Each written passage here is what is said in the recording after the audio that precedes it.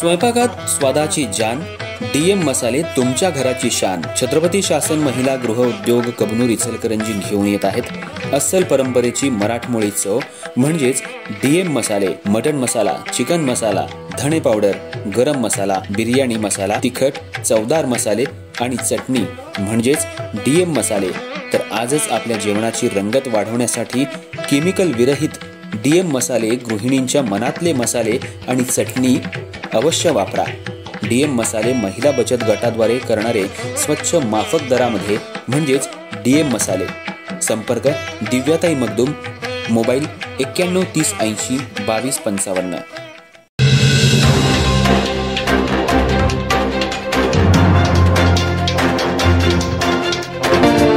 नमस्कार, मी तेजस्विनी मगदूम.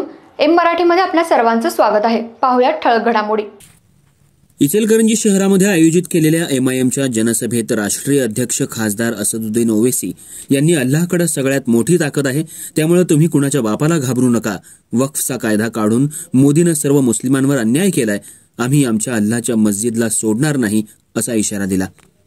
इचलकरंजी शहरातल्या यशोलक्ष्मी मैदानात एमआयएमच्या वतीनं जाहीर जनसभेचं आयोजन करण्यात आलं होतं. यावेळी व्यासपीठावरील समीर बिल्डर, सिराज नदाफ, फारुख शाब्दी, सैफ पठाण आदींसह अनेक मान्यवरांनी आपले विचार व्यक्त करत मनोगत व्यक्त केली. यावेळी कोल्हापूर जिल्हाध्यक्ष इम्रान सनदी यांच्या हस्ते मान्यवरांचा सत्कार करण्यात आला. यानंतर पक्षाचे प्रदेशाध्यक्ष इम्तियाज जलील यांनी सांगितलं, आमच्या सभेला कोल्हापूर आणि इचलकरंजीमधून विरोध करत प्रशासनावर दबाव टाकण्याचा प्रयत्न झाला, मात्र आम्ही मागं हटणार नाही. यूपीमध्ये मुस्लिम बांधवांनी आय लव्ह मोहम्मदचे बॅनर हातात घेतल्यानंतर सर्वत्र असंतोष पसरला. पण आम्हाला सांगायचं आहे की मोहम्मद साहेबची जागा आमच्या हृदयात आहे. आमच्या मनातून त्यांना कोणीही काढू शकत नाही असंही त्यांनी मत व्यक्त केलं. तर पक्षाचे राष्ट्रीय अध्यक्ष खासदार असदुद्दीन ओवैसी यांनी पहलगाममध्ये भारताच्या 26 नागरिकांचे जीव गेले. याला जबाबदार कोण याचं उत्तर आधी बीजेपी आणि मग RSSनं द्यावं आणि मग ऑपरेशन सिंदूरचं कौतुक सांगावं. तसंच पंतप्रधानांनी सांगितलं होतं की खून और पाणी एक साथ नहीं बहेगा. मग भारत विरुद्ध पाकिस्तान क्रिकेट सामना का खेळवला? कधीपर्यंत या भारताला धोका देत राहणार? तसंच मला कोल्हापूर आणि इचलकरंजीमधील काही लोकांनी विरोध केला की कोल्हापूर जिल्ह्यात प्रवेश करू देणार नाही. पण तुम्ही अजून लहान आहे, तुमच्या तोंडातील दुधाचे दाट पण निघाले नाहीत.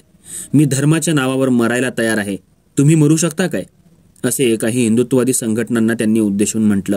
दरम्यान पोलीस प्रशासनाला उद्देशून मी 2 वेळा आमदार, 4 वेळा खासदार झालोय, तरी पण मला तुम्ही नोटीस देता, मात्र बाकीचे लोक आमच्यावर बोलतात त्यांना कसलीही नोटीस देत नाही.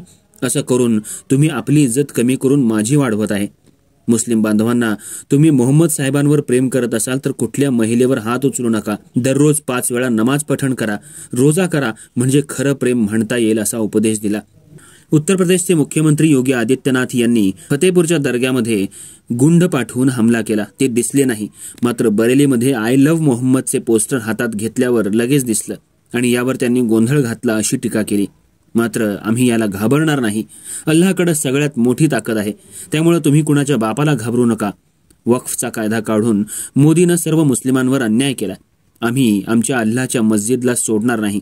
इचलकरंजीच्या मुस्लिम बांधवांनो, लक्षात ठेवा, इम्तियाज जलीलला रोखण्यासाठी महाराष्ट्रातील सर्व नेते एकत्र आले.